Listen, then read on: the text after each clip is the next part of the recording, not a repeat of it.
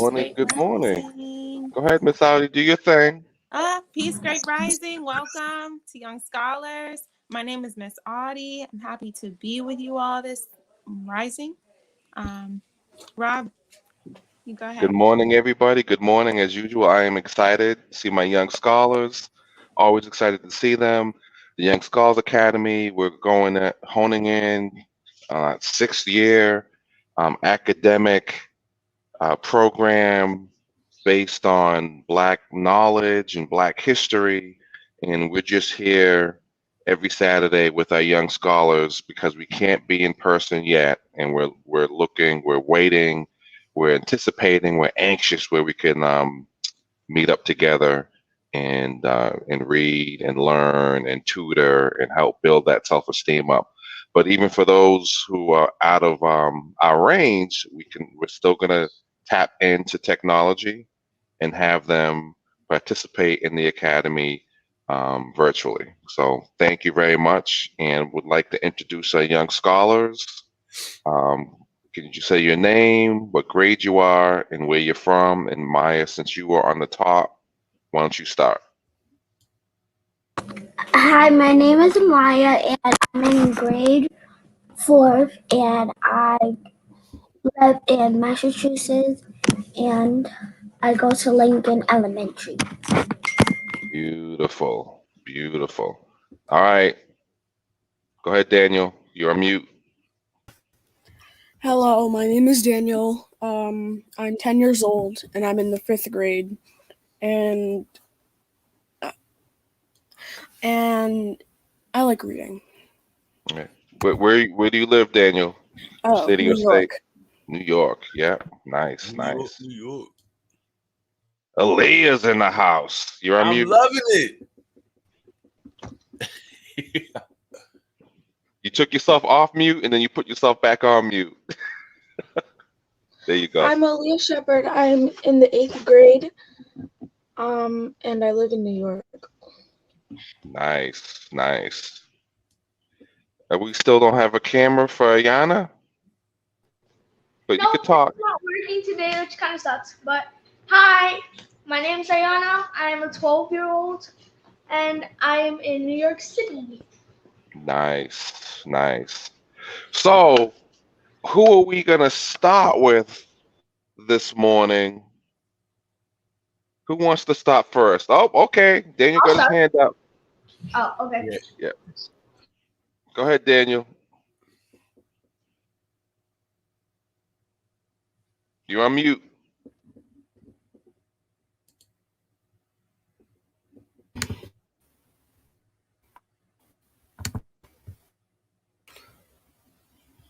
There you go. Oh, I'm sorry about that.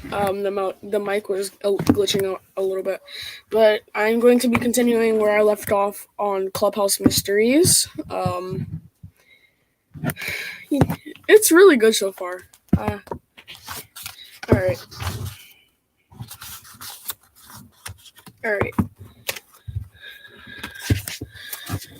Rico laughed and helped Ziggy out of the tub. Ziggy got dressed, brushed his teeth, grabbed his basketball, put on a large black, yellow, and green hat his mother had knitted, and tucked his braids inside. Then he and Rico headed downstairs. Ziggy's mom, who was already in the kitchen cutting onions for dinner, smiled at them and said, "It'd be a fine morning for young doodles like you two. Make sure you eat something before you leave." Ziggy grabbed 2 onions, took a big bite of one, and said with his mouth full, "We'll be playing basketball, Mom. We'll be back soon."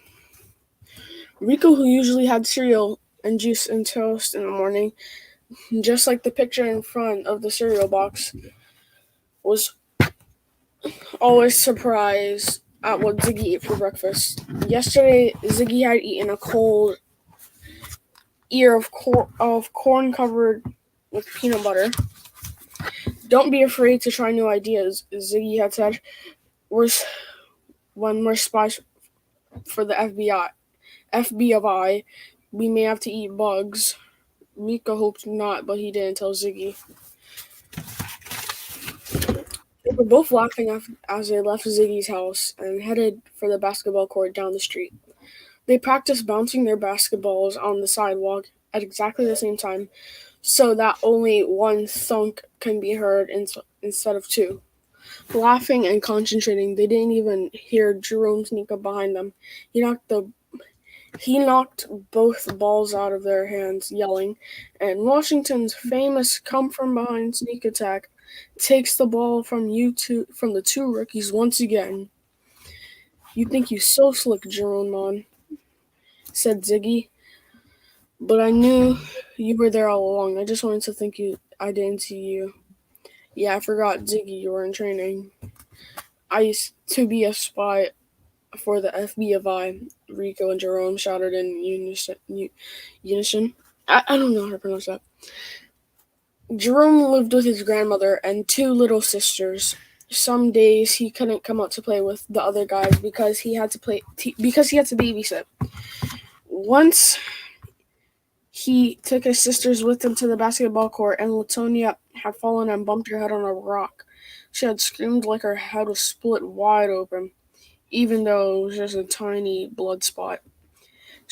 She couldn't wait to tell Granny, of course, and after Granny had given her a little plastic bag of ice to put on it, she got great pleasure in announcing to Jerome, "Granny said you can't ever take us down there anymore. You got to stay here with us until she gets back." So Jerome felt good today. School is out. Latonia and Tamika had gone shopping with Granny, and he had the morning free to shoot a few hoops with his friends. Rashawn had called earlier. Rashawn lived every end of the street with his mother and his dad, who was a police officer. He had a job secretary in Africa. Daniel, your With signal's one- getting choppy again. You have all your bars? You got a strong connection? I mean, my connection is good. Okay. All right. Go ahead.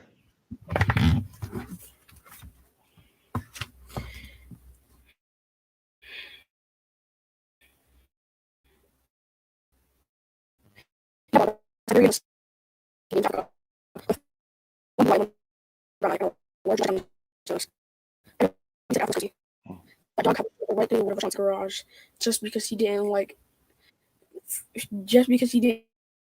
feel like being locked by. He said after Rashawn's loving it because all he was people. He worked. He just people who came to us. No one ever knew if he was going to attack or go back to sleep. When Rico, Ziggy, and Jerome got to Rashawn's house, they yelled, "Hey, Rashawn, come out."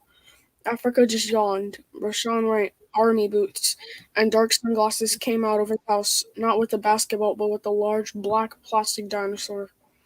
"What's up with the dinosaur, Rico?" asked Rico. "That's awesome.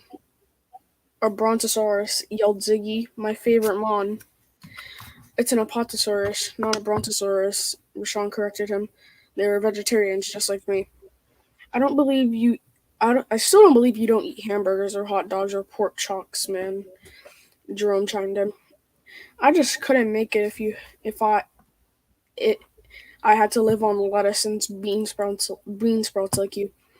If an apatosaurus could get this big and strong just eating vegetables, then I guess I'll be okay," Rashawn replied, smiling.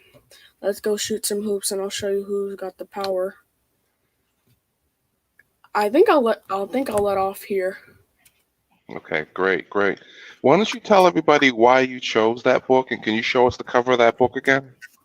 Okay. So I chose this book because, I don't know, it just looks cool and I haven't read it before, so I like this book. Now, do you like reading mysteries, or is just the cover and the name just kind of captivated you? I love reading mysteries. Nice. I wish I had I have a comic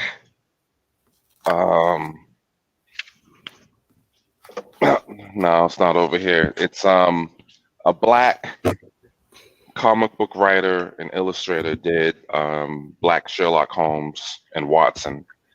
Um, yeah, it's really good. I'll have it. I'll pull it out next time. All right. Thank you, Daniel. Who's up You're next? welcome.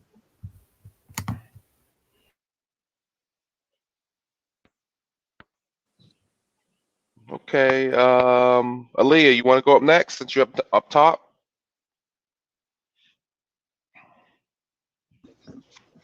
Yeah, I'll go next. I'm reading the same thing I read wait. last time. Hold on, before you start reading, Aaliyah, you got a pick in your hair? Yes. That's awesome. I love that. Does it got the black But power I'm fist? reading. Yeah. Yeah, there it is. Oh, That's the old school. I know your parents had to pick that up. Is that old school? Well, Dynamic. Daryl and I wouldn't really know right now because our hair all fell out. But go ahead, Aaliyah. Sorry for interrupting you, darling. Go ahead. I'm reading the same thing I was reading last Saturday with The Might of Angels. And she just finished her stepping up speech that she didn't get to do because she got too nervous and she ran off of stage. Sunday, July 4th, 1954. Everybody and their brothers came to Linden Park for a picnic on the 4th of July. I don't know who decided to call Linden a park. A park is really just the back of Clem Linden's barbershop, a place rusty cars and dandelions call home. It's home to us too, one of the places where Hadley, where white people can't go. We can be free to do whatever we want, how we want. Clem's got a small patch of collard greens growing next to his tomato plants, and a mess of pole beans coming out of the land like the legs of a giant. The Reverend and his wife showed up at the same time we did. The Reverend has the biggest car in all of Lee County. It's so shiny, you can look at it and clean the corn kernels from your teeth. Somebody had already set up tables of food. There were heaps of coleslaw and mac and cheese. And I had to wonder if there was a chicken left alive within 20 miles of Hadley. The tables were covered with drumstick and thighs. Yolanda's pa and Daddy played horseshoes with Clem Linden and Reverend. All they talked about was the integration business. Daddy said it's about time, but this isn't going to be an easy fight. Yolanda's pa said, if integration means whites and blacks are supposed to go to school together, white children can come to Bethune. Let us teach them a thing or two. Let us show them how the other half lives. Clem was quick to point out, they're going to make our lives miserable. White folks can't stand knowing we're getting something they have. I'm not throwing my kids into that hornet's nest. My children are staying at Bethune. The Reverend said, this is a time of hope for our children. The best way to make that hope into something real is to rise it and meet it. Soon it seemed everybody was discussing integration. If collards could talk, they would have been debating with Clem's tomatoes. I was sick of it all. I'm glad I brought my baseball bat. I was able to wrestle a game together. Reverend volunteered to be the ump. Freddie Melvin was the pitcher. Freddie got more hot air than a wind balloon on a basket underneath it. He makes my gift of gab sound like mumbling. I was the first batter up. Freddie Melvin shouted, hey, Grandma, you ready to play ball? Just pitch it, will you? I said. Freddie pitched underhand slowly. He was trying to treat me like a girl player. When the ball looped at me, I caught it. Didn't even try to swing. I walked the ball back to Freddie. Pitch it regular, I told him. I'm ready to bat and to run. Don't you need a cane for running, little old lady? Freddie said. Freddie knew I could bat the pants off of anybody. He was just wisecracking. His next pitch came fast, overhand. Yeah, Freddie can call me Grandma, all he wants. But this granny can hit a triple. Here's your ball back, Gramps, I yelled to Freddie. I hear there's a sale on Kings down at Milterton's. You might want to get one, I hollered from the third base. Roger Wilkes was up next. If I'm Grandpa and Freddie's Gramps, Roger's great-grandpa. He moves slower than slow and can't bat worth a dime. Bring me home, Roger, I yelled. I sure wish Freddie had pitched Roger a slow, pokey, underhand girly pitch. Roger's the one who needed it, not me. Freddie was making it worse by winding up his arm to show Roger he meant business. The pitch came. Swoop! Roger jumped back out of its way. Strike one, called the Reverend. Freddie's next pitch was faster than the first. It tore past Roger. Strike two. I want to go home, Roger. Home. Can you hear me? I shouted. Roger adjusted his glasses. Home, Dottie. He nodded. Swoop! Freddie's third pitch was a smear of white. Roger leaned in and managed to get a good hit. He worked his way to first base. I hauled it home. Freddie came at me with the ball, trying to get me out before my feet landed on the base, but I was too fast for Gramps. Safe, called the Reverend. It was sure true. Today in Linden Park, I was as safe as could be. Man, that base running felt good. As summer's heat hugged its warmth around me, integration flew far out of my mind. Sunset's light had called every mosquito in Hadley, inviting them to leave a dotty map on my arms and legs. Then came dusk and fireworks dancing in the night sky. Saturday, July 10th, 1954. Today was Goober's 9th birthday, and it was my turn to give him a special gift. I decided to take Goober to Rutledge Street, where Mr. Albert sells bags of roasted peanuts with salt. He peddles peanuts from a cart along with squash, peaches, and kooks. Mr. Albert is a member at Shepherd's Way Baptist Church, and he told me to bring Goober by for the peanuts for free since it was his birthday. Goober ate the peanuts fast. There was a film of salt left at the corners of his lips when he was done. He licked at the salt. I'm thirsty, he said. Every Negro child in Lee County knows when you're thirsty and there's no colored drinking fountains, you drink your own spit till you get home. But Goober, he doesn't know a thing about colored fountains or those marked the whites only. He kept whining, I'm thirsty, I'm thirsty. Before I could stop him, he was running fast to a water fountain that said whites only. I know a water fountain doesn't care who drinks its water, but white people care. They really care. Goober got to the whites only fountain and he started slurping the water. Then he dipped his face down in the basin to cool off. I've never been more scared for Goober than when I saw three white boys coming up from behind him. I knew those kids. They were the Hatch brothers, Bobby, Ciel, and Jeb. Their daddy owns Hatch Hardware. Goober, get back! I shouted. Goober startled, then lifted his face, which was glistening from the water. The boys had circled around Goober, who was offering them a drink from the fountain. Bobby, the oldest Hatch brother, is my same age, but much taller. He said, well, if it isn't a Negro retard. My heart was a fast pitch inside my chest, making its way to my throat. The panic monster had sharpened its claws, and boy did they pinch. My brother can't read good, I managed to say. He was thirsty. He made a mistake, but we're leaving now. Jeb Hatch said, look, is that a colored girl or a colored boy? I can't tell by the dung grades. Mr. Albert had just left his cart and come over. He looked just as scared as I felt. Goober, Donnie, get on now. Go home, you hear me? But Goober said, want some water, Mr. Albert? I didn't want to holler at Goober, but that would scare him. I didn't know what was happening. Mr. Albert folded one arm around Goober and one arm around me and backed us away slowly. Get out of here and take that Negro retard with you, Ciel called.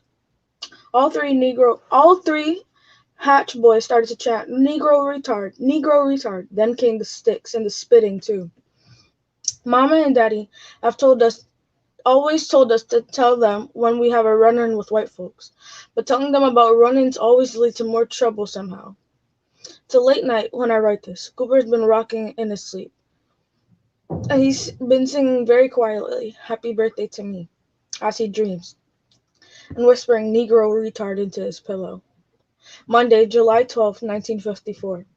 It's the in-between, not night, not morning. I'm folded into my bedroom's tiny closet with a flashlight writing. It's hot as blazes in here. And the only good way I'm getting air is the slicing through the crack of my partway open door. I've come to the closet because what I'm about to tell you feels super secret. And Mama has some kind of special power that lets her know when I'm awake, when I've got my flashlight on under my covers. I don't want to beckon whatever that thing is in Mama. Yolanda told me that the same white lady and two Negro men in city suits came to her house. Did they sit in your living room? I asked. Yolanda nodded. How long did they stay for?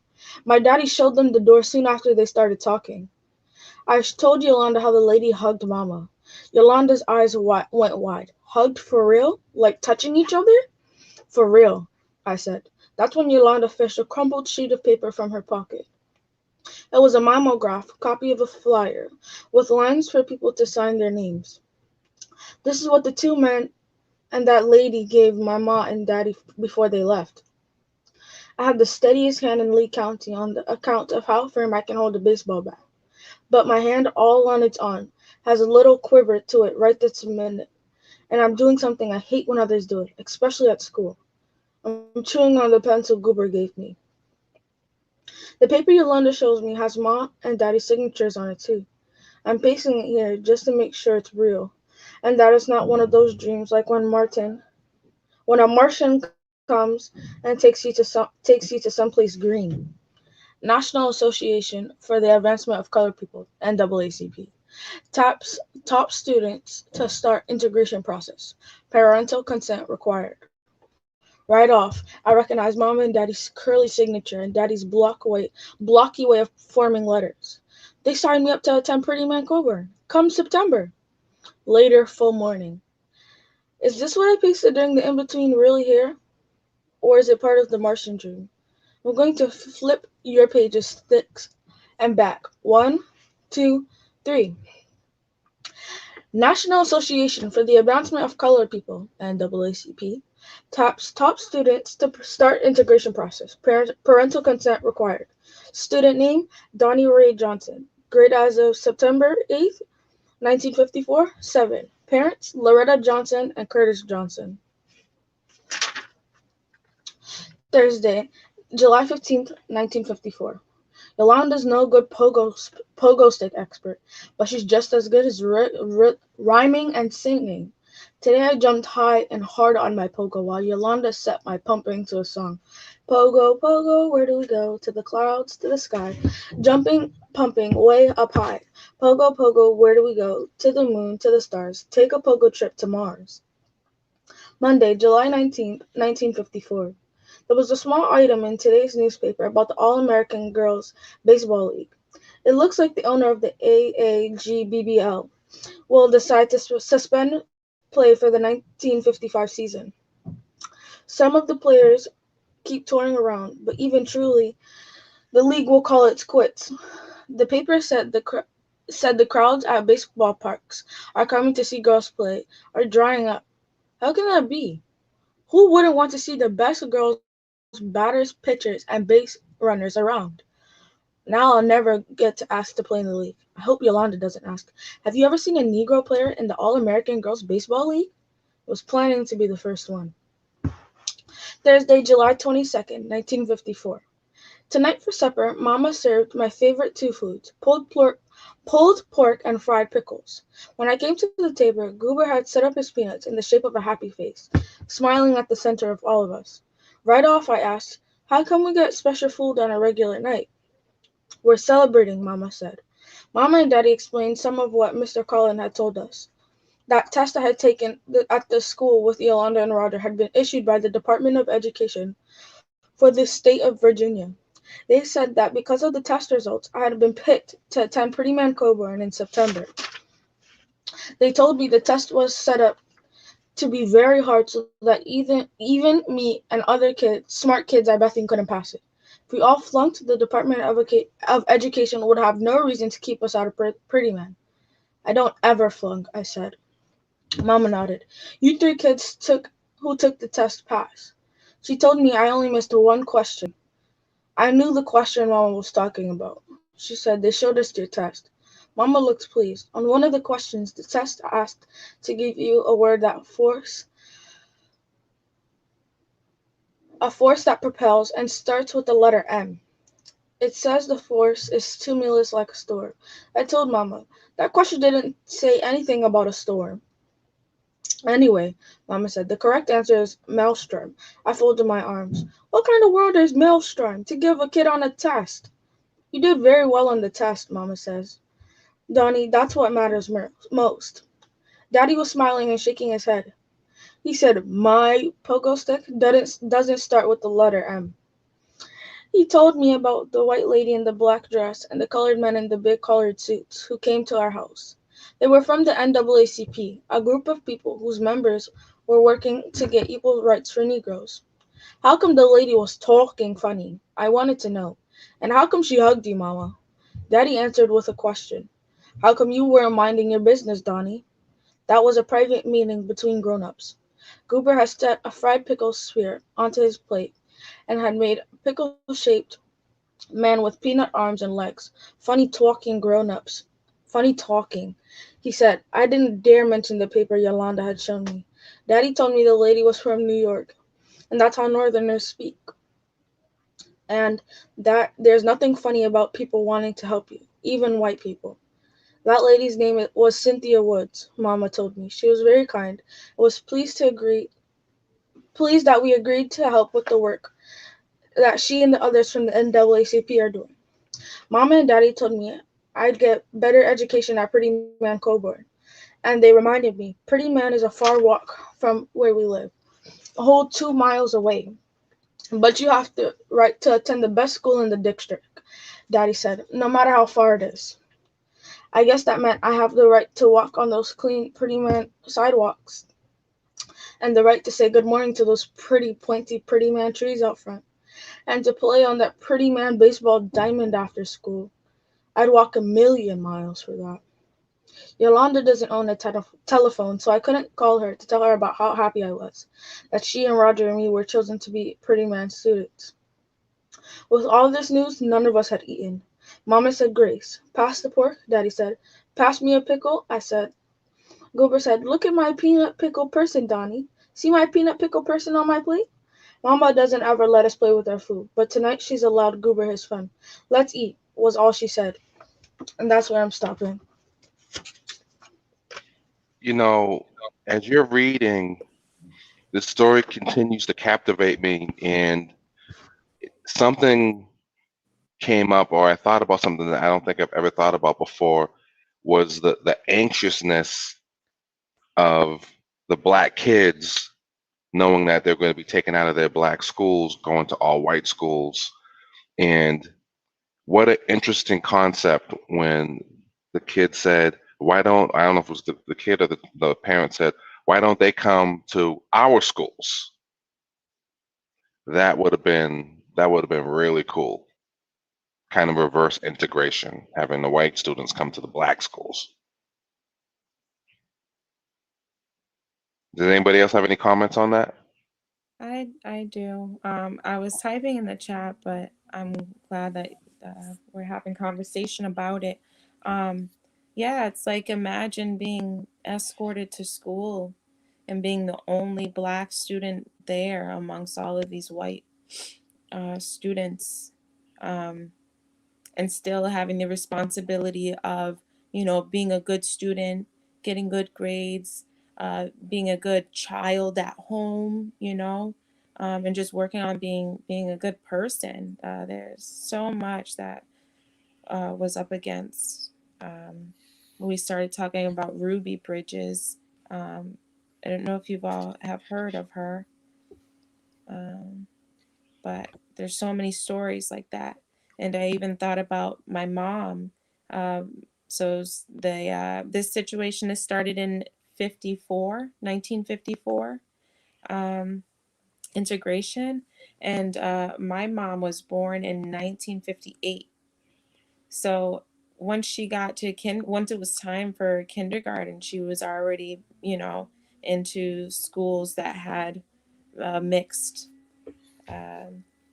population. So just interesting. And I just thought about how it would have been if, as you said, Rob, if it were the other way around, and if it were that it was just the black school that she was exposed to, as far as like parenting goes and just like growing up, like just having that experience. I know when I was in school, it was really when I lived in Waterbury, we was it kindergarten, first grade, I was a part of their busing program, and it's just the worst thing in the world when you're looking and you're on the back of that bus and you're heading to this all white school, and it's just you and the 4 or 5 kids from our neighborhood in that school, and you look over, you see all the black kids walking to the all black schools, and you're being shipped off to go to another school. That's like my earliest experience. And as it pertains to public education, just being on that bus, being bused out to an all-white school district, so that they can kind of have the integrated balance. So, for some of our young people out there who are watching, strongly encourage you have conversations if you're blessed enough to have grandparents, talk to your grandparents, your great grandparents, and ask them what their experience is like when they were in school around busing and all that. But I think I just want to correct something. I know my mother was born in 1939. She went to integrated schools in Connecticut way before 1954. So there were some schools in the country in some regions that were already desegregated. So I just wanted to make sure people understood that. Okay, thank you for that, Mr. Darrell. So by that time, it was like just all over, like nationwide, it became correct by that time. But correct. Before then, states were already implementing this. Yeah. Nice. Thank you. Yeah. Would anyone else like to say anything? Aaliyah, I got to show you. You ain't the only one.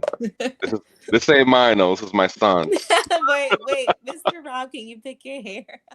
I'm gonna see if I can let it. It keeps falling. Aaliyah, great job. Let me see if you can hear the applause. Whoa. Yeah. Down, getting fancy with it.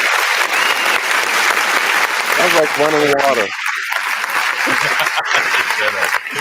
Next up, who's Ayana? Is Ayana still around? I know she had asked if she can go next. I see Amaya is next. Let's go. Hey, Amaya.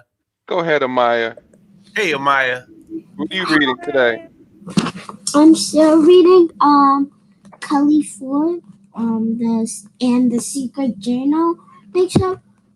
Last time we left off was when the teacher it was like talking about the hippo and stuff fighting over it. So yeah, yes, that would be more funny. Somebody else shouted that no, it would be better for Bobby to be the hippo. Then a girl named Abby said she thought the hippo was going to eat the bird. I don't think Miss Campbell was happy that all those kids forgot to raise their hands before speaking because she made the quiet single. The quiet hand is when Miss Campbell puts one hand in the air, one finger over her lips, and then she makes her eyebrows go very close together so that she gets a wink in the middle of her forehead.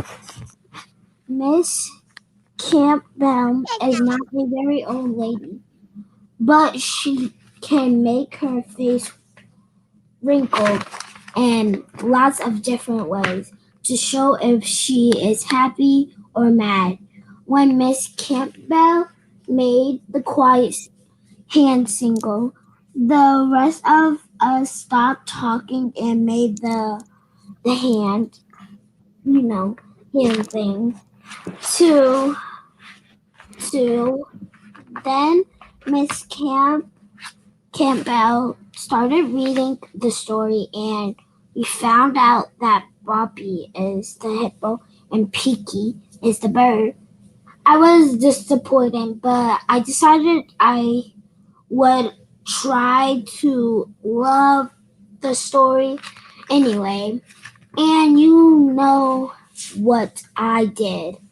It was funny, Boppy and Picky play tricks on a bad zoo guy who was trying to get Boppy sent away. After Miss Campbell finished reading the book, she told us she had a special and some not in Kelman You want to spell it? ANNOUNCEMENT.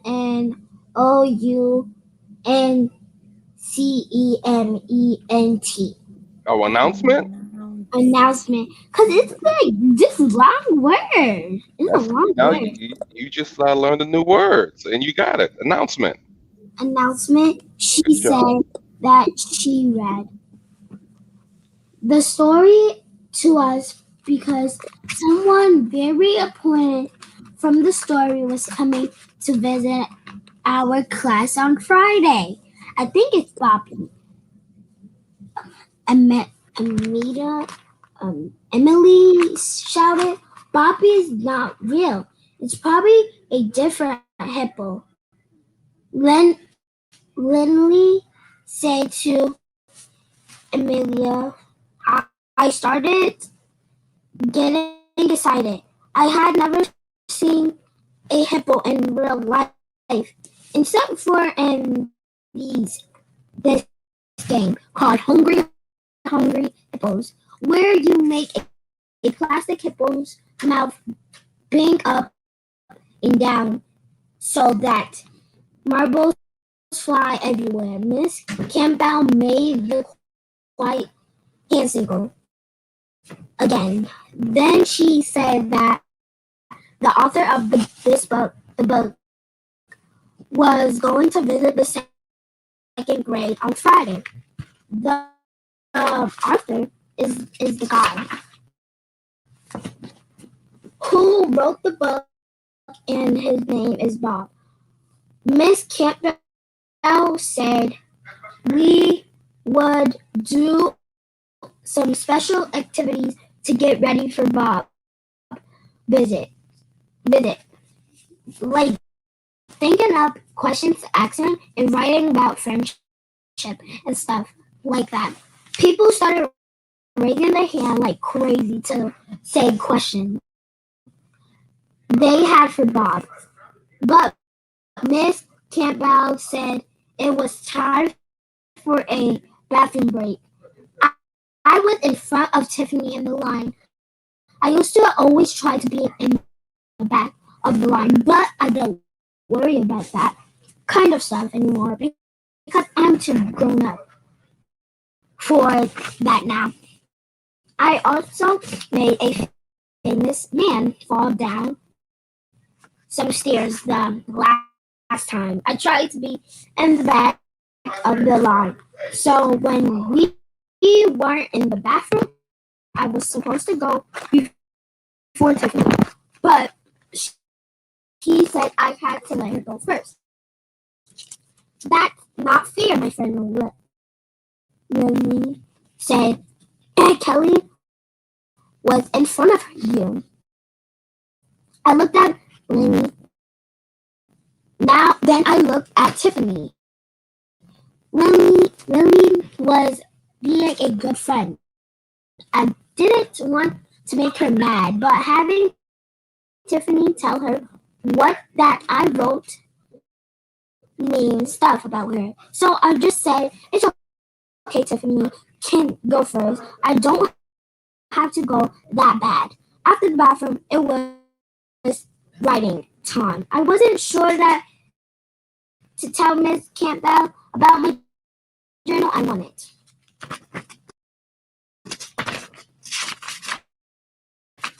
to say, help, Tiffany, so my journal. But I did not want Tiffany to tell all my secrets. But I also did not want to tell Miss Campbell but that I didn't have my journal because she would think I took good care of my stuff. She all of a study I just told Miss Campbell that when I was walking to school a big dog ran into me on the sidewalk and knocked my journal into a puddle. And then a bus ran over it. Miss Campbell raised her eyebrows up high. You must be very upset, she said. I know your journal is very important to you. Yes, I'm very upset. I told her that was true. I was upset because I had just told a whooper to Miss Campbell. A whooper is a big lie. The only part that was true was that I did see a dog on the way to school, but it was pretty small, and a lady was walking it on a leash. Everything else I said to Miss Campbell with a big fat lie. My lips started wobbling,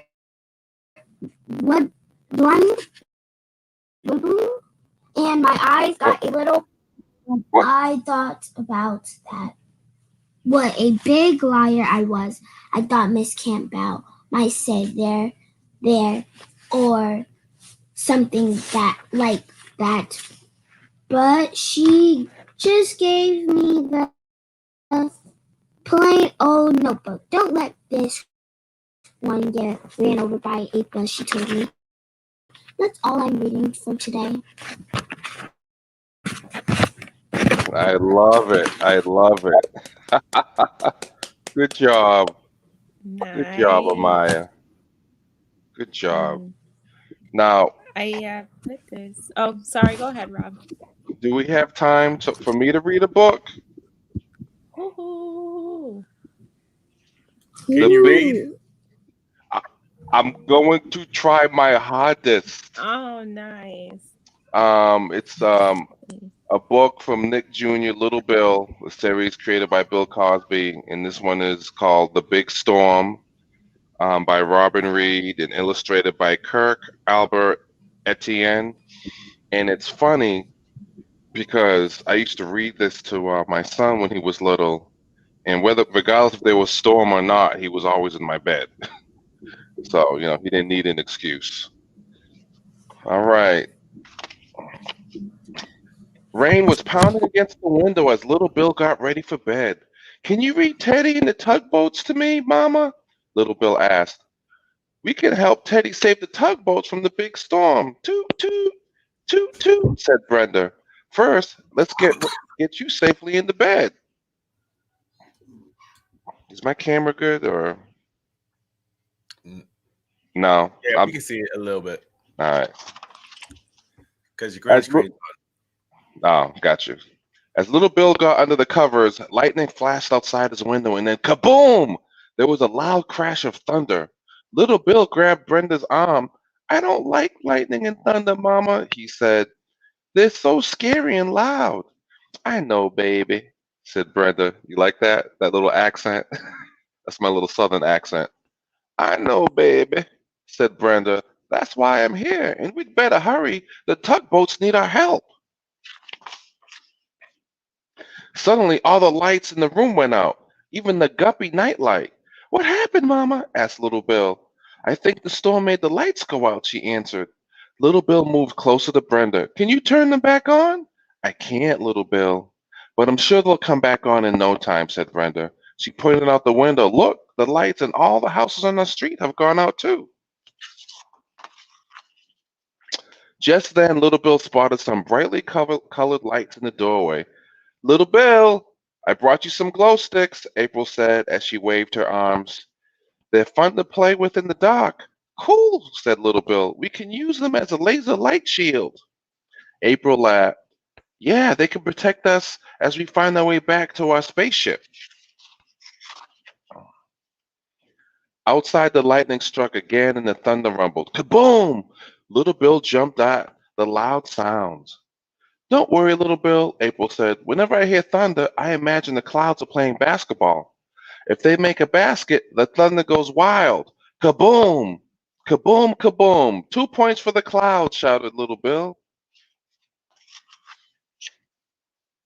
A moment later, Little Bill saw a small flickering light in the doorway. Hey, little Bill, called Bobby. I made you something. I call it Bobby's special stormy nightlight. It looks like a candle in a big jar to me, said April. Exactly, said Bobby. I made it for my favorite little brother. Little Bill laughed. I'm your only little brother. I can't wait for more thunder, Bobby said. Not me, little Bill. It's too loud. Of course it's loud, said Bobby. The lightning's moving through the sky at supersonic speeds. Faster than a rocket ship? Asked little Bill. Bobby nodded. Oh, yeah. So fast that it makes a noise, a big noise. Kaboom! Soon Alice the Great came into the room, and that's Alice the Great is grandma. I brought this old oil lamp to help you and Mama read, she said. I like that lamp, little Bill exclaimed. How does it work? By burning oil. When I was your age, we used these lamps so we didn't have to worry about losing our lights during a storm. The thunder rumbled again. Did you worry about the thunder and lightning when you were my age? Little Bill asked Alice the Great. I sure did, said Alice the Great. But now, whenever I hear thunder, I imagine that Mother Nature is happy, so she's clapping. Kaboom! Mother Nature must be clapping her hands and stomping her feet, said Little Bill. Here you all are, said Big Bill. I brought a flashlight, but it looks like you have plenty of light already. Outside, the thunder exploded. Boom! Kaboom! Big Bill jumped. I don't like thunder, he said. It's so loud. Don't worry, said Little Bill. Mother Nature's just so happy watching a basketball game that she's clapping her hands and stomping her feet. Big Bill laughed. It must be a really exciting game. At that moment, there was a flicker and all the lights came back on. We've got lights, sang Little Bill. Well, said Big Bill, now that the lights are back on, let's turn them off and go to sleep. But we can't go to sleep yet, said Little Bill. Teddy and the tugboats need our help. And everyone stayed up to help Teddy save the tugboats from the big storm. Toot, toot! The Big Storm. Great book. The illustration was great too in there, but I know that you really couldn't see all the pictures because of my green screen behind me. Nice. Little Bill. Oh yeah, I've got about 6 or 7 of those books. Well, no, not as many. I gave a lot of them away. Thank you. You can turn your sink off now.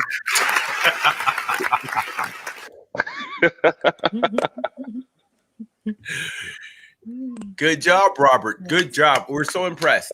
Thank you. Really good. Thank you. I'm just. You did really, really good. Thank you, Maya. I put my pick in my hair, and I'm good. Nice. I just want to take a quick minute. Go ahead, Amaya. You both miss your hair? No. Actually, no, I don't. No. I don't have to comb it. I wake up, grab a washcloth, and I'm done. Throw a hat on, and it's beautiful. Mm-hmm. I don't know about Rob. When we were in college, Rob had a huge high top. I swear his hair had to come up like he was about 6'6", and his hair was like this. He had a huge fro, so he said high top. It was. Yeah, that was. Did you have a part? My uncle. It depended. I did a lot of different things with it. My uncle and my cousin has those afros. My cousin, he has like a kind of short hair. Rob had the kid in play. You had a he had. Did you have? He had the kid in play. He had the part that came up front and went down.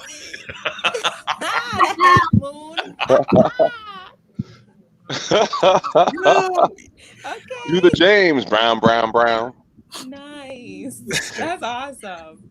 And my cousin, my uncle, he has a dreads. Okay. It's like yours or something, but nice. Yeah, like yours. But his is short. Yours is long. Mine's is growing. It didn't start off this long. Yeah, they are getting long. Your locks are getting long. Yeah, I've been locked for a year now. Wow. In a few months. It's been since January of last year. I hope they're not musty.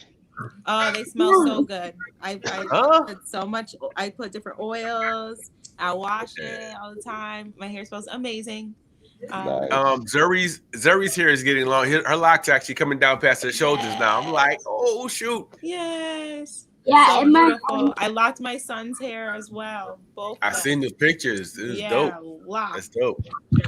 Nice. I just want to shout out Neurologic Optical Wellness Physical Therapy. Thank you. She's Dr. Katrina Banks has volunteered to come in and sponsor a number of shows for On Nice. Deck Thank and you. Can you give her a different hand shows that we clap? do. So that's what's up. Just want to say thank you. And also to Acelo, who will be coming on next month as a sponsor so that we can pay for the StreamYard and all that stuff. So for any parents out there who are watching, if you're interested in having your young people come on, or your young scholars come on and read, feel free to do so.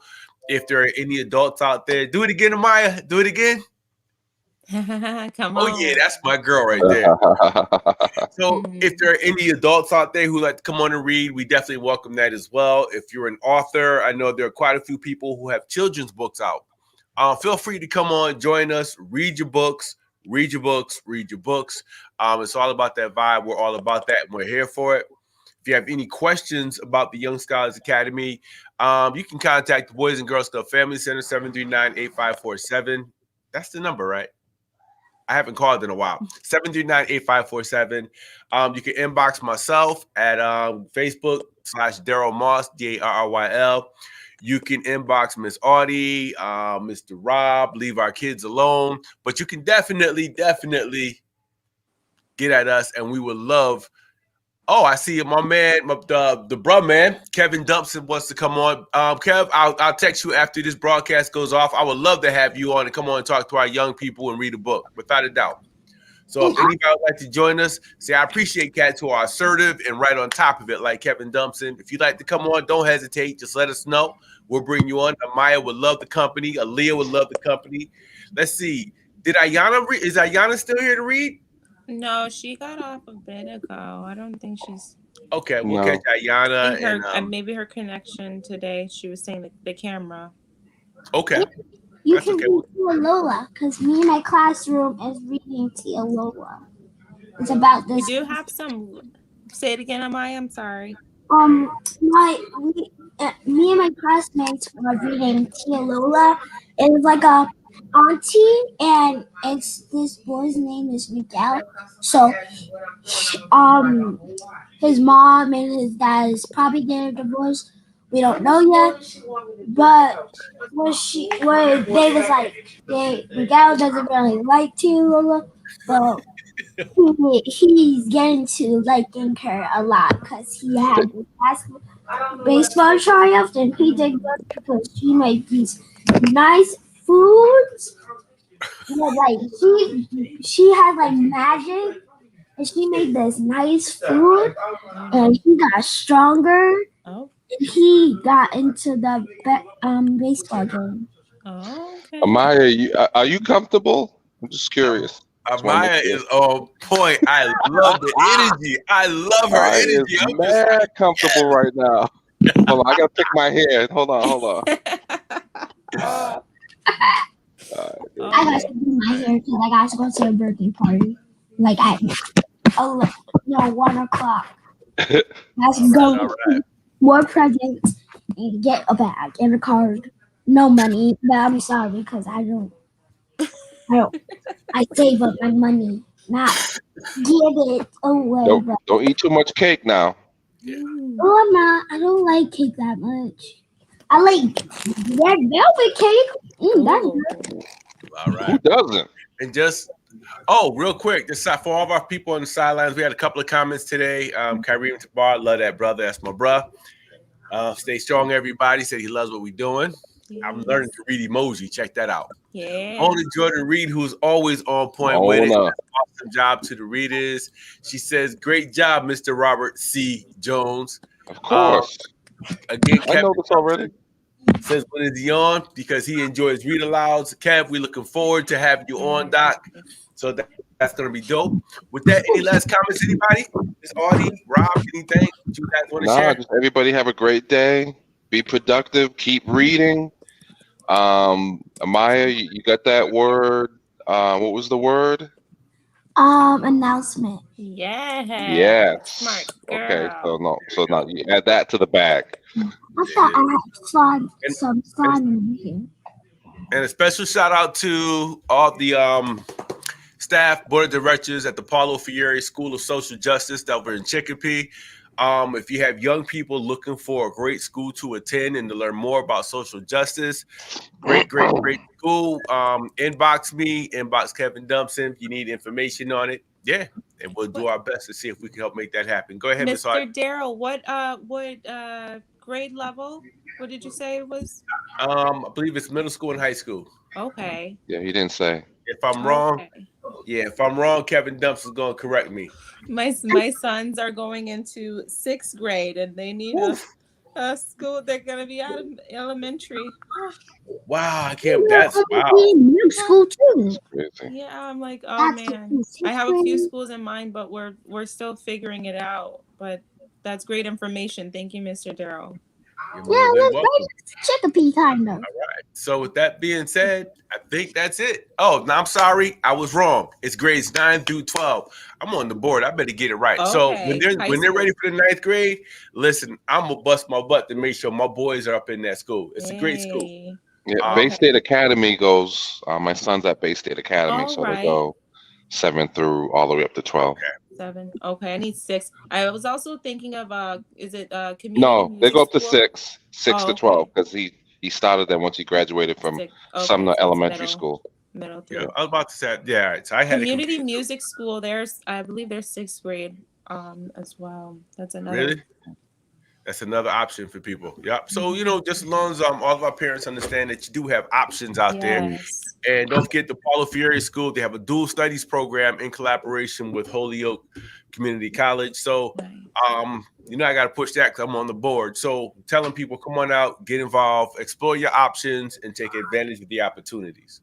With that being said, let's thank everybody. And we're going to say peace, much love, much respect to you. Kev says about Paulo Freire, they can also graduate with an associate's degree if they work hard. Amazing. All right, y'all.